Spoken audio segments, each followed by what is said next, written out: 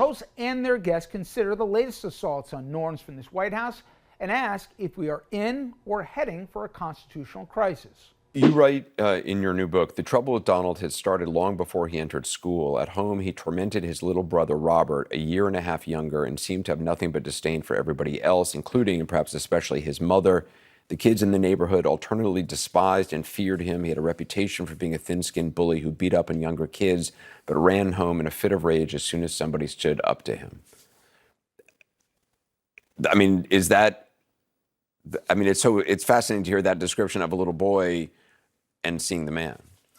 That is one of the most damning and dangerous things about Donald Trump, and that is the thing that one of the things that makes him most unfit. He's never evolved from that. That's still who he is. You see that in him now? Absolutely. It's the biggest transaction ever made. This is bigger than any deal. You guys, some of you work for companies. Your companies are peanuts. I don't care how big they are. Compared, this is the largest transaction in the history of our country. And don't let some of these politicians go around saying, because I'm telling you, these countries are calling us up, kissing my ass. They are dying to make a deal. Please, sir, make a deal. I'll do anything. I'll do anything, sir. When you see Donald Trump on the stage last night, compared to what he was in 2016 or even 2020, do you see a big difference? I do. Especially from 20 years ago, but even from 8 years ago, he has much less impulse control to the extent he ever had any. He is incapable of bringing a thought to conclusion. He goes off on tangents. And I think part of it is because he hasn't been pressed. He hasn't been challenged. And he's gotten away with so much. This is a man who spent his entire life pushing the envelope to see what he can get away with. And as soon as he realizes nobody's going to stop him, he pushes the envelope some more. Well, you talk to his niece, Mary, and she says she doesn't think he's capable of love. But more importantly, she believes that if he's being dragged down, he will take the entire world with him. Yep. And I believe that. Yeah. I believe that all of this, it's like taking a bludgeon to our government, to our way of life, to the world, to the planet. Because, rage against the dying of the light. Donald Trump is just going to go nuts. And he should be high wind in the trees, sound and fury signifying nothing. But when you pay attention to it, you give him the essence that he wants. So, by the way, speaking of the light, the millions of people in the streets this weekend, Wisconsin, Cory Booker, you said Democrats have to build on what Booker started. Otherwise, it's all just high wind in the trees, sound and fury signifying nothing. It is a moral. Love that one. It is. I love you too, and I love that you love you. No, I love that statement. I use it a lot. Yeah. But you said it's interesting. It's a moral moment, is how you put it. Yeah. And you said Booker proved beyond a shadow of a doubt a man can stand and speak for 25 hours and still not list every sloppy, unprofessional, arrogant, stupid decision made by Donald Trump in the last 74 days. Yeah. I mean, that's what everybody says. How are we going to survive this? This is exhausting. I was thinking about Rachel Maddow, is going to be on for the first 100 days. We're not even at 100 days. We're not even close yet.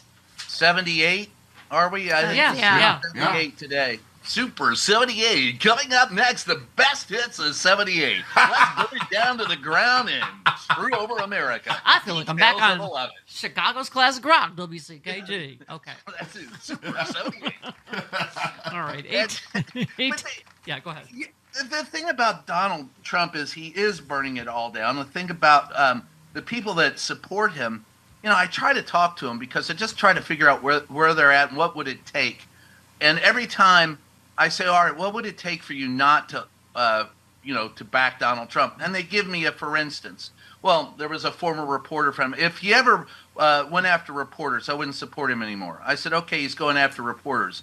No, this is the right thing to do. So they're in for the penny, in for the pound. They're not going to abandon him. But the only thing that you can do is recognize who these people are and don't let them in office, because it's going to take 20 years, if we're lucky, to come back from what he's done in less than 100 days. It is devastating to America. Your Social Security, your health care. And how stupid are they, Stephanie? Come on. We're cutting costs, and then they cut stuff, and then they got to go back and add it back in because they found out that, wait a minute, we actually need this for this to work. Yeah. And I'd say laugh or cry. We'd be here all week, try the veal, but you don't want to try the veal. Robert Kennedy's the guy inspecting the food, and it's probably got trichinosis. You and I have been doing this a long time. I never thought I would feel nostalgic for George W. Bush, but it does. It reminds me of my mom. My mom, God rest her. Every time I'd say something about Bush, she'd like, "Oh, Steffi, he's doing the best he can. Why do you hate America so much?" And so there's always been, right? I always said if, like, he had lit a sheep on fire in the White House lawn, and then my mom would have been like, "Well, Steffi, this sheep looked cold and lonely. He's just doing the best he can." Like, there is a reflexive not wanting to be wrong about somebody you voted for, I guess. But this is 11 billion times worse, isn't it? Yes, I'm old enough to remember when I thought Ronald Reagan was the abomination of a lifetime, and that was the worst president who ever came along. But he was just setting the stage for what we have and now. Now, George W. Bush's press secretary, Nicole Wallace, is my favorite television host on the liberal network. What's happening? What has happened? And you're agreeing with Rand Paul about tariffs. It's very frightening.